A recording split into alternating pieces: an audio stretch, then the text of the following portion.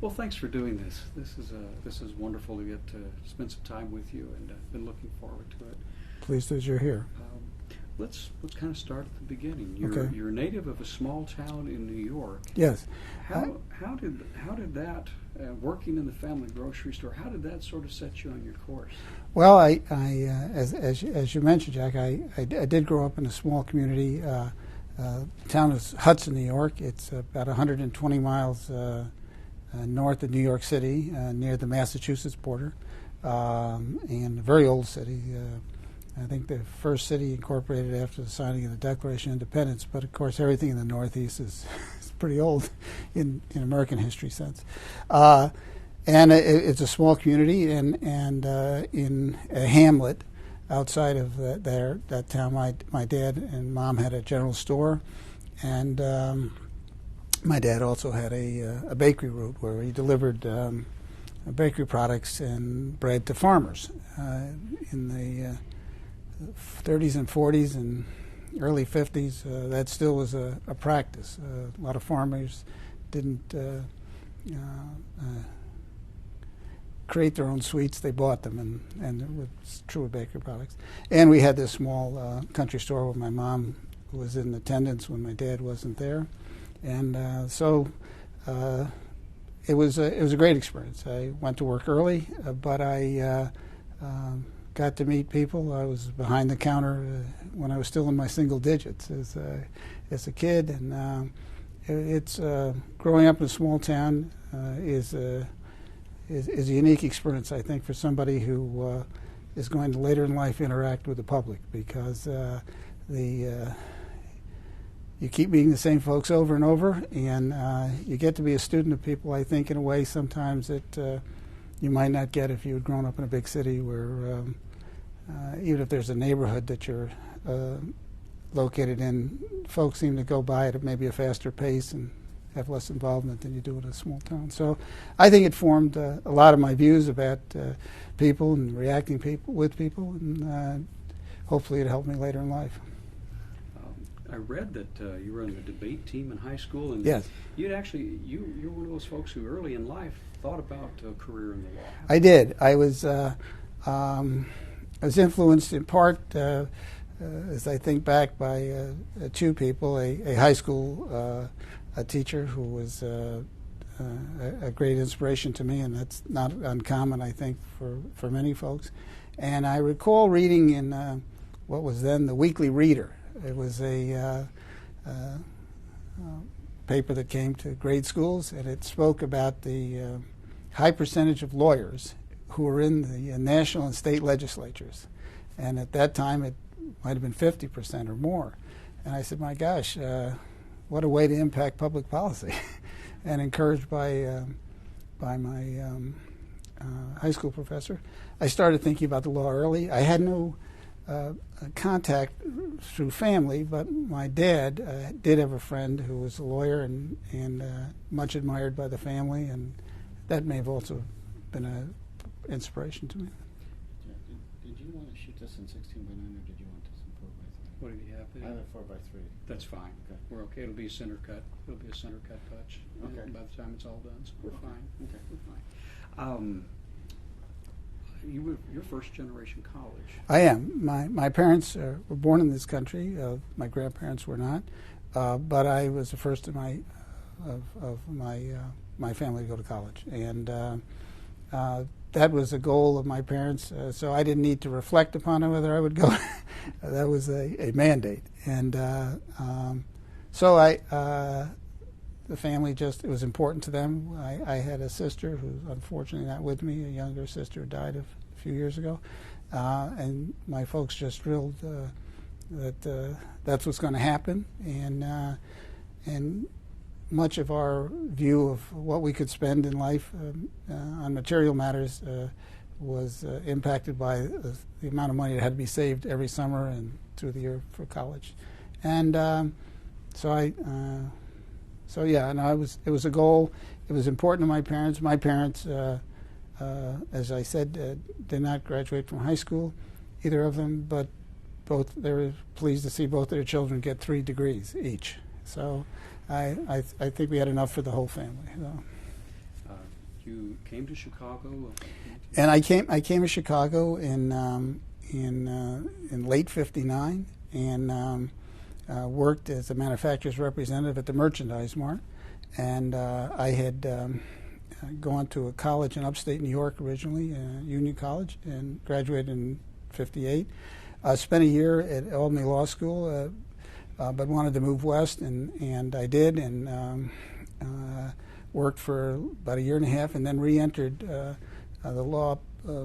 My legal education was restarted at Northwestern, and I stayed there and was fortunate enough to gain a fellowship to get a graduate degree. So that's came out here, and I remember thinking that my first airplane ride was I think December of '57. Came out to Chicago, and I thought it was in the West Coast. It was such a far piece from upstate New York. What drew you into criminal law? Well, I was impacted in part by, again, in this case, a law professor named Fred Imbaugh, who was legendary at Northwestern. And his legacy lives on in the form of short courses for prosecuting and defense attorneys. And he just urged that I consider that wasn't an area where most law graduates were interested in. And I was interested in the area generally, whether it was on the defense side or the prosecution side. As it turned out, opportunities for me opened up on the prosecution side. And I spent, after a short stint in private practice, about a decade evenly divided between being a county prosecutor in Cook County and then being in the Attorney General's office for the state, being fortunate enough to be the first assistant there. And then the last third of that decade as the first assistant U.S. attorney in the Northern District of Illinois in Chicago. Your reputation for integrity, as I've read, comes from begins in many respects with your involvement with a very notorious murder case in the Chicago area, the Richard Speck case. Just tell me about that. Well, the main prosecutor in that case was a very respected attorney named still practicing, named Bill Martin, and the late George Murtaugh. The two of them, mainly under Bill's leadership, assembled a team of 5 or 6 attorneys, and I was a very young prosecutor on that team, and along with a man named Jim Zagel, who's a district judge here and former state cabinet officer in Illinois. And we were assigned much of the research, not the actual trial of the case. And during the course of the investigation, issues came up that were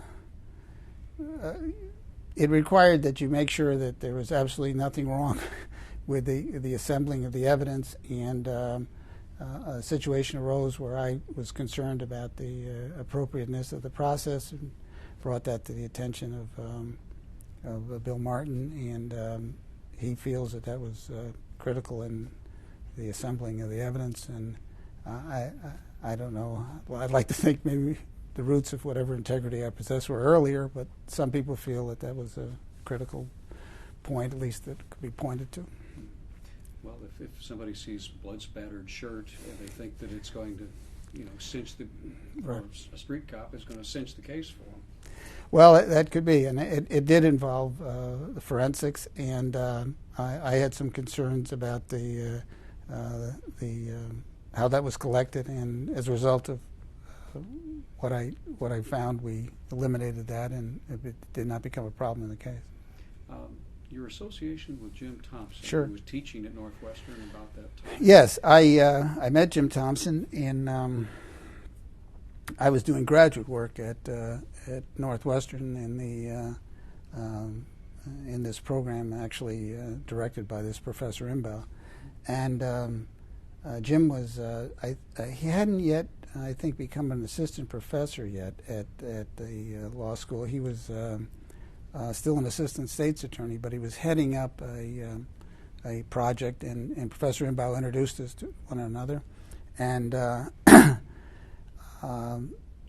shortly thereafter, a few years thereafter, he went and became an assistant professor at the law school, and I was a prosecutor like he had been in the Cook County State's Attorney's Office. And Professor Imbaugh obtained a Ford Foundation grant, and the grant was to train lawyers to aid police departments, in-house lawyers.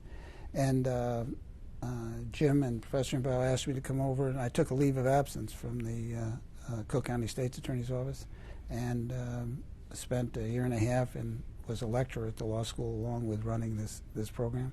And that's how we met. And I returned to the prosecutor's office in Cook County, and Jim remained a professor at the law school. And our paths was to cross later because he he was approached by the then Attorney General Bill Scott, the new Attorney General as it was in, I think, 68 and early 69, and said he was starting a new criminal justice division. And the Attorney General and Jim asked me to come over, and so we went to work there. And I stayed with him in that office. And then he left after about a year to become the first assistant U.S. attorney in Northern District of Illinois. He was the first assistant to Bill Bauer, who's a colleague of mine now on the Court of Appeals. After Bauer, Judge Bauer became a judge off of being the U.S. attorney. Jim Thompson was recommended by Senator Percy for appointment to be U.S. attorney, and after a while, I left the post of first assistant attorney general and became his first assistant in Chicago. Now, at what point during your tenure did you argue the cases before the U.S. Supreme Court? That's when I was with the state attorney general, and in 69 and 70. The attorney general is privileged to represent the state in the Supreme Court. These cases arose out of county prosecuting offices. In this case, it was Cook County. But yes, I was fortunate enough to argue 3 cases before the U.S. Supreme Court during that tenure at the Attorney General's office, and for any lawyer, that's a great experience. One of those cases, I believe, Allen versus Illinois, was very a lot of your colleagues, your future colleagues in the judicial profession, were very glad to see this. Could you tell us a little bit? Well, sure. It is. You know, it's perhaps.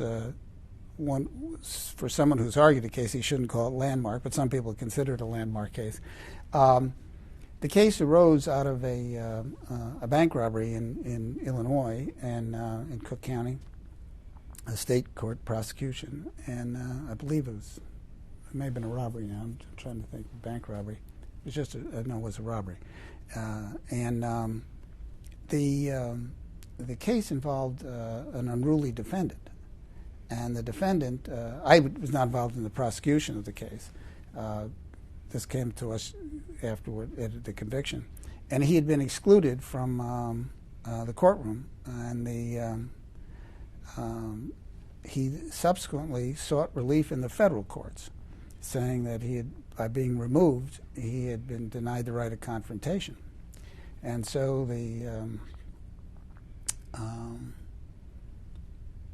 the case came actually to this court, and in a 2-to-1 ruling, this court said that he had been denied the right of confrontation. The court I now sit on. I was impressed with the dissent as a assistant attorney general, and decided to take the case to the Supreme Court, or at least ask the Supreme Court to take the case. You have to have leave, obviously. And they did. It was an interesting time because, if you recall, Jack, that was right after the Conspiracy 7 trial, and it was a very tense time in America between all the conflicts that were going on in the late 60s and early 70s. And they took the case, and in a unanimous ruling, which I believe one commentator said was the first unanimous ruling since World War II for the prosecution, they empowered a trial judge in state or federal court to remove an unruly defendant with appropriate warnings and an opportunity to come back. But before that, what was the practice, and it occurred in the Conspiracy 7 case, where they actually bound and gagged somebody, and I had been upset at the sight of someone being tied in a chair. I said, that can't be the answer. And so we took the case up, and right after that, though there were some very tumultuous trials, there were no courtroom disruptions by defendants. So it's been a great tool that trial judges have not had to employ because of just possessing the right seemed to have had an impact. So I'm very pleased with the outcome of that. You as you said, you crossed paths with Jim Thompson again, I believe. Yes. And, well, and this was in the Kerner case. Well, I was not involved in the Kerner case. What happened But you is came into his office there. well, I was, as I mentioned, the first assistant attorney general, Right. and intending to just remain there as long as the attorney general saw fit to have me in that post. It's a great post. I went to Springfield regularly, and it was a great opportunity for a young lawyer. And Jim had asked me to come over as his first assistant, but the attorney general was reluctant to have me make that switch. And in fact, I said, "Why don't the two of you work it out?" I had wanted to be a federal prosecutor much earlier, and that opportunity didn't come about. So I basically said, "No, the attorney general wants me to remain, and I feel I should do that." And then, unfortunately, former Governor Kerner, actually a judge of this court, was indicted. It was prior to my coming to the office, and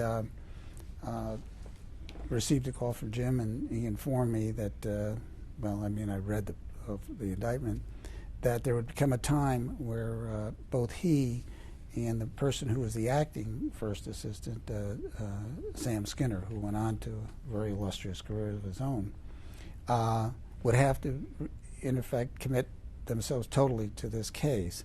And it would be pretty important that, or he felt that I come over and be the first assistant, kind of acting U.S. attorney, run the operation. The Attorney General was very gracious and agreed in that. So I came over. The case was tried while I was here, but it was prosecuted by Jim and Sam Skinner and some other assistants.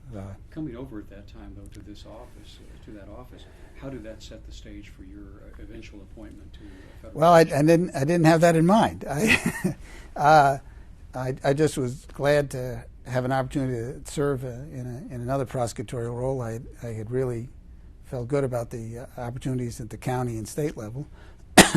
And since I had at one time sought to be an assistant U.S. attorney, but the opportunity just didn't come about right after law school. And in a way, I welcomed just to see that, and I thought that I'd spend a few years of that, and then after this base of trial and appellate work, I'd go into the private sector again.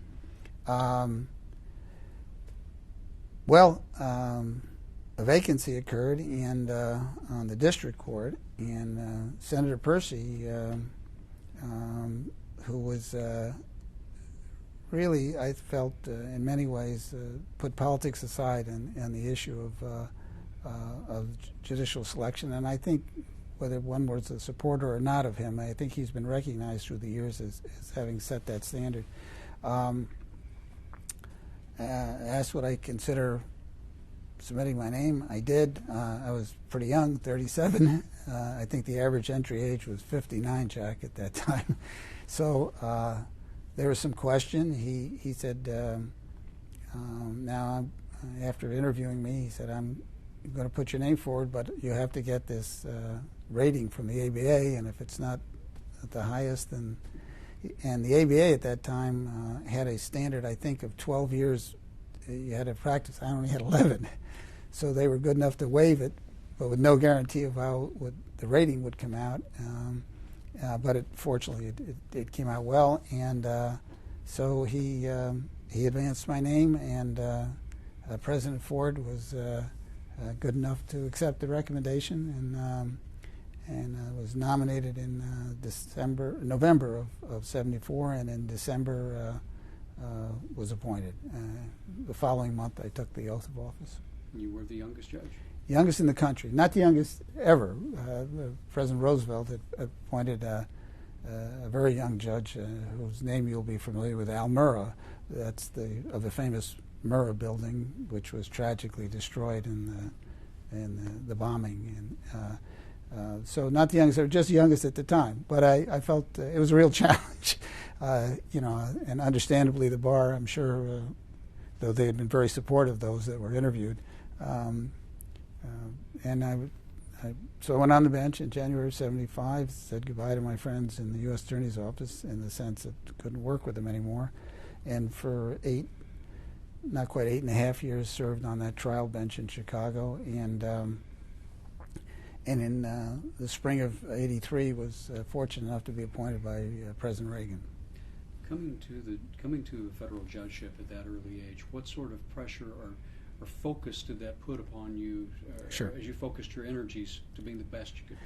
Well, there's no question that because of the appointment got such notoriety on age, not just locally but even beyond that. I didn't want to ruin it for other people who were young and being considered for the job.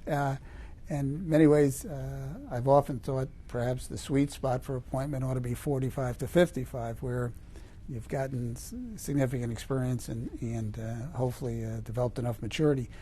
But I was aware that I had such a heavily criminally oriented practice, although with the Attorney General being the first assistant, obviously I supervised a lot of civil litigation.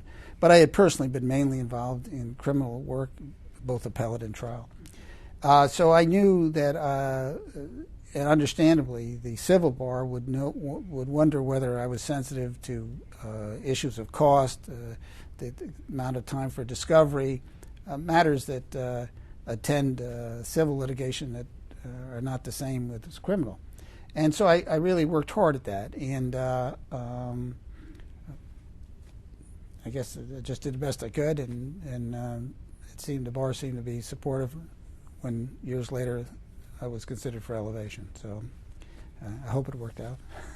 For the lay person who might be watching this, Sure. What is the difference between being a trial court judge and Sure. then sitting on a court of review? The responsibilities are vastly different. Right. Well, the pace and tempo of the trial court is pretty intense.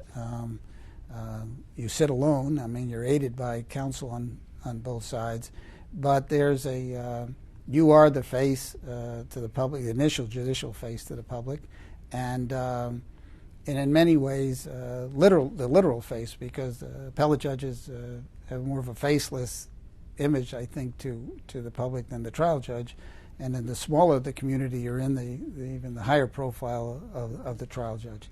So if you're a committed trial judge, as I think most are, you realize that the job can best be handled by having a great reliance on the bar.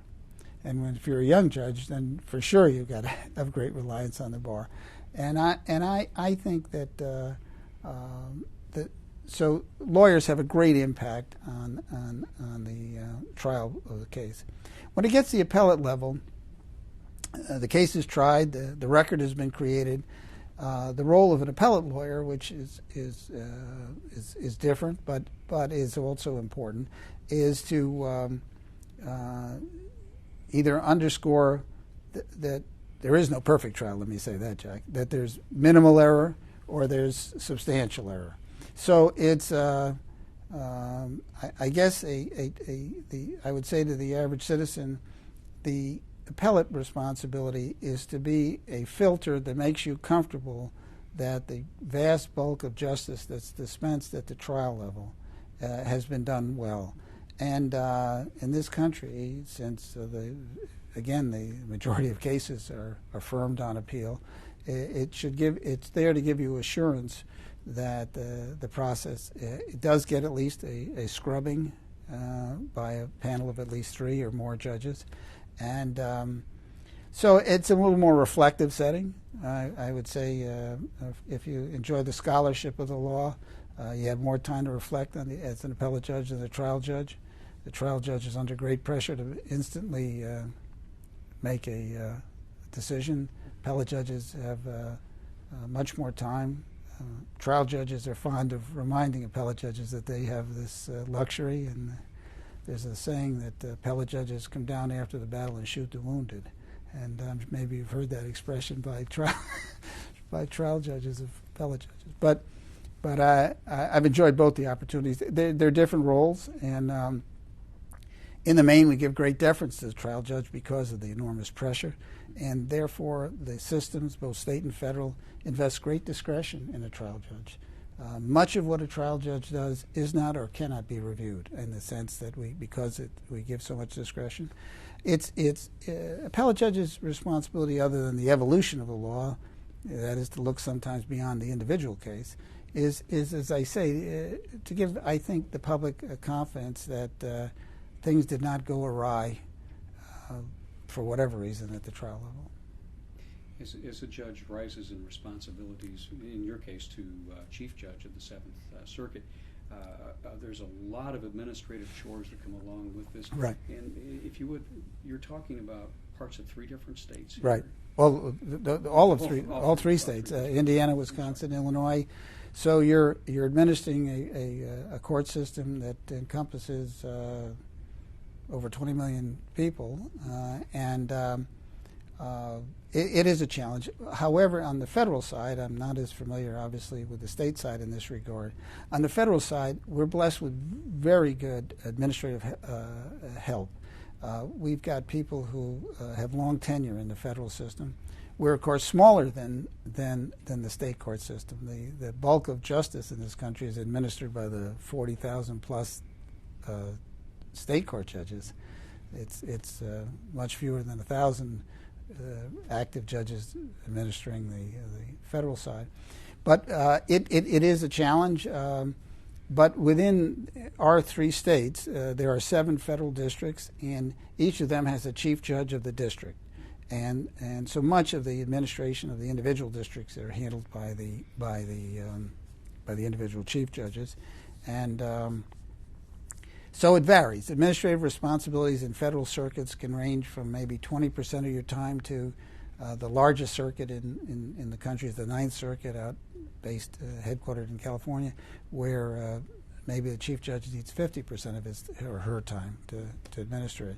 But you're helped by your colleagues, but your colleagues have the same size commission you have, and they have life tenure. So you, if you want to be a chief judge and a successful one, you need to work with consensus. So when you reach that level, you become a member of the Judicial Conference. You do. The Judicial Conference of the United States is made up, Jack, of the chief judges of the regional circuits and a district judge representative from each of the circuits, together with the Chief Justice of the United States. And they set policy for the court, speaking on issues of cameras in the courts and the like. And while you are there under the direction of the Chief Justice, he can assign you specific tasks. He has an executive committee. I was privileged to be on that under Chief Justice Rehnquist. So it's a great honor, a great responsibility. It sets national policy, meets twice a year in Washington. They come together. You're usually addressed by leading members of Congress who either share praise or constructive criticism for the judiciary. It's not really a dialogue. You just hear their comments, although you do get occasion to interact with them. So that's an additional responsibility for the chief of a circuit. What were the when you were on this conference? There were some specific issues that you were. Well, yes. With. Well, what occurred during my tenure on the executive committee of the conference were severe budget constraints that were imposed on the judiciary as well as the rest of the government, and the Chief Justice Rehnquist, who was very committed to an appropriate reduction in our costs. So though I'd never planned in my life to be a budgeteer, I learned to do it. And so over a period of a couple of years under the leadership of a distinguished judge, Carolyn King, who was the chairperson of the executive committee, we went about suggesting cost-cutting measures. You and I spoke separately about the simple issue of subscriptions. We were spending millions of dollars on subscriptions to periodicals, for example, and books mainly, that law clerks today and judges don't use because of the computer. So we went about a cost saving. It was we looked at costs in construction of courthouses, and we had to delay some construction across the country, and caused a renewed focus on how big a courthouse it should be and the like. So the Chief Justice was pleased with the results, and we effected some substantial savings. Security concerns were also yes. paramount at this Well, tragically, in recent years, the federal judiciary has been visited by the deaths of family members and indeed judges as a result of criminal conduct, and the security issues arose, highlighted in fact in this circuit by the tragedies that attended Judge Lefkoe's family. We asked Congress, and they were very, very supportive in increased funds for security. And without going into too many details about that, because that isn't, I suppose, helpful to the system, we've had added marshal strength and added home security. But it is an ugly problem that tragically confronts us sometimes. When did you step back from being Chief Judge? When? Yes. In November of just 2 years ago. November of actually on my birthday. You must take a chief judgeship before your 65th birthday, and you cannot hold it past your 70th. So on my 70th birthday, I turned the chief judgeship over to Chief Judge Easterbrook. So what's your work life? What's your work life like nowadays? Well, I'm freed up with some of these administrative responsibilities, but I have remained an active judge. I carry a full load, and I've chosen not to, at this point, take senior status. I'm pretty much in love with the law. I think that my friends say it's pretty obvious, and the opportunity to serve this long has been a great reward to me. So I just come to work every day, and privileged to hold a job.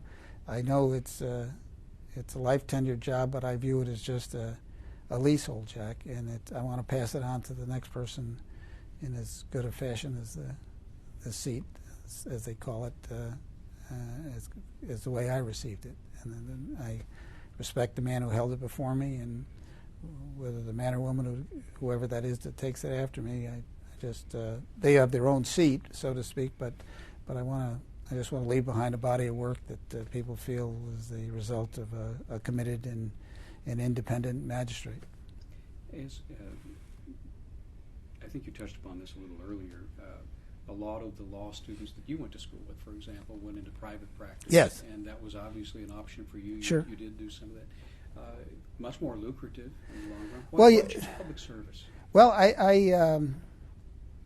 think I was drawn to it early. Well, in fact, I'm sure I was. As I mentioned to you, I was inspired to think about public service by high school teachers and then law professor.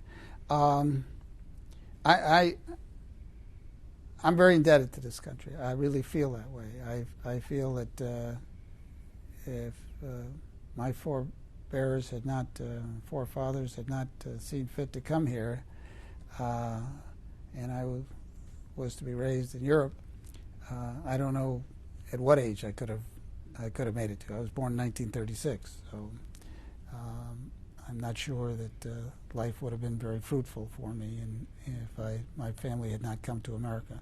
And I have felt that debt ever since I became aware of the unique circumstances of my grandparents coming here. And but I don't view public service just as a chance to repay, which I feel in part. I think it's a high calling, and no matter what role you have in public service, and it's just been a great reward for me. Lawyers who are in private practice make great contributions. The machinery of commerce, the bulk of what lawyers do is to make things easier for people, not to cause strife, and so they're an essential to the governance of the country, especially in civil matters, as well as criminal, but especially in civil, where the bulk of lawyers practice. But for me, I just felt this guiding star of public service. It just I don't know how to better explain it other than it's pretty much all I wanted to do. Like many kids, I thought about other careers in sports, but I made an early assessment that my talents lie mainly as a fan and not as a professional athlete. So I became a professional fan. So I think it's just being raised not only by a family that revered the public service, even though they were not directly involved, but this love of country. My parents were extremely patriotic. I remember as a Cub Scout in a small town marching in the Memorial Day parade with the flag, and it was just special to me. So I kind of tried to keep that spirit alive. At the end of the day, when someone in your calling picks up the briefcase and starts for home, what gives you the greatest sense of personal satisfaction for what you've done? Well, I tell my law clerks that when we go about examining a case, Jack, and when I have to come to resolution about that case with my colleagues, I want our focus to be on the person who lost the litigation, not the person who won. The person who won may be interested in how you came about the process, but they're generally just pleased that they're successful in litigation. To me, it's very important that the person who lost come away as best they can, both the lawyer and the litigant, with the sense that their issues were addressed. They may not agree with all the reasoning and all the outcome, but they believe an impartial set of judges looked at it, gave it their all, and did the best they can. And so I try to walk away at the end of the day, if I've come to a resolution in a particular case, saying, have I administered this post in a fashion that if an objective observer looked at it, he'd say he kept in mind at all time the losing side. As I said, the winner may not be as analytical about the reasoning of your opinion. They're just pleased that the outcome is what it is. But I'm very concerned that the person who didn't win in a particular piece of litigation feel that the process was fair. And that gives me great satisfaction. Together with the opportunity to work with young lawyers. I've had, in almost 34 years, about 90 clerks. And they become friends and lifelong friends. And the privilege of being able to impact their careers early and hopefully their view of the law and life generally is just an added reward. It's kind of how we feel about working with students where we do. Sure. One of your colleagues described your court as incredibly collegial. How do you maintain an air of collegiality in such an incredibly talented, highly focused, very strong-minded group of people? Well, I enjoy working with my colleagues. Let me say that. And during my tenure as chief, I tried to not let more than 2 weeks go by without having contact with all of them. While half the court is Chicago-centric in the sense of residents, the other half is located in other parts of Wisconsin and Indiana. So I try to stay in touch. I like all my colleagues, and I try to take this job very seriously, but not myself. And I'm known to be a little bit of a tease, and so I try to blend a little humor into the seriousness of what we do. and I think that if you're a people person, it's not a hard thing to do. And maybe it goes back to the roots in this small town country store. I just enjoy the dialogue, and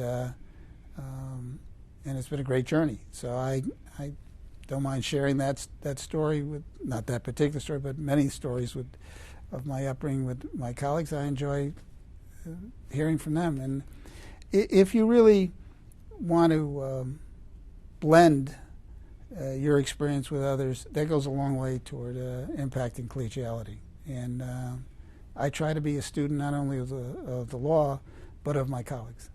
And I think it's an enriching experience personally, and I think it makes you a better judge. One thing I didn't ask about was your interest in working in the military side of justice. Sure. Within yes, I was privileged to receive a commission as a reserve JAG officer, and served a decade of doing that. I had attempted to be in the military service earlier, but was unable to because of physical limitations. I was able to overcome that, and the Navy was good enough to, at a little more senior age, let me receive the commission.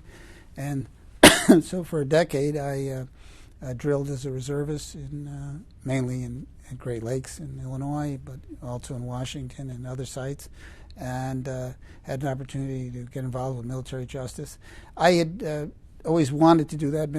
Several members of my family had served in the military, but I felt with so many Americans having had that experience, when I was a trial judge, I said, if it would be important to me to have an insight, a special insight. So that's what happened. I developed new friendships, and so for 2 weeks in the summer, I was active reservist, and one weekend a month was what they call a weekend warrior, although with briefs, not with weapons.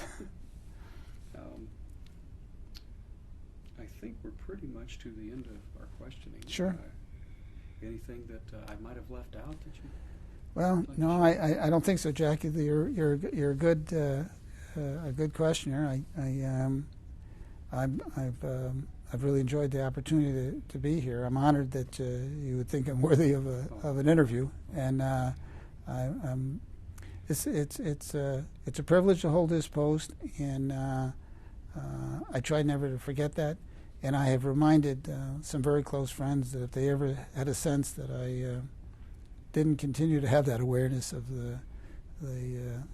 both the importance of the job and the need to retain your own humility as well as your capacities, you better tell me. And I'm pretty sure that those few that I've entrusted with that responsibility will remind me if I've stayed too long.